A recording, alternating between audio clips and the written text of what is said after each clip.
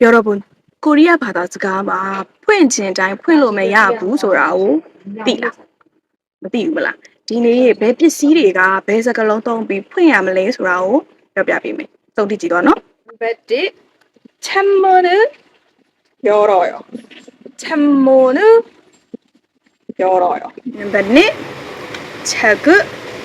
펴요. 책을 펴요. 뱃도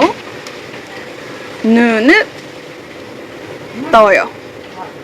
눈을 떠요. 빨리 뚜껑을 빨리 따요. 뚜껑을 따요. 넘버 5 တက်တာမရှိရောနံပါတ်5တက်တာတော့ box လို့ဆိုတော့ box လေးကိုဖွင့်နေဆိုလို့ရှိရင် center 뜯어요. center 뜯어요. တော့မိဖွင့်ခြင်းနဲ့ကွန်ပျူတာဖွင့်ခြင်းနဲ့ဆိုလို့ရှိရင်เนาะ 켜다. 컴퓨터를 켜다. ကွန်ပျူတာဖွင့်နေ 불을 켜다. 미ဖွင့်နေဒီလိုသုံးမယ်เนาะနောက်ဆုံးနံပါတ်8နံပါတ်8ကကြတော့တချင်းဖွင့်နေကိုယ့်ရဲ့ဖုန်းထဲမှာရှိတဲ့တချင်းကိုဖွင့်တာဆိုလို့ရှိရင်ဒါမှမဟုတ်လို့ရှိရင်ဒီ CD ချက်ထိုးပြီးတချင်းဖွင့်တာပေါ့အဲ့ဒါမျိုးဆိုလို့ရှိရင် 음악을 틀다. 오케이. ဒါဆိုရင်ဒီနေ့ဖွင့်ခြင်းအမျိုးမျိုးတည်သွားပြီထင်တယ်เนาะဒါဆိုရင်ဖွင့်ခြင်းတိုင်းဖွင့်လို့ရသွားပါပြီ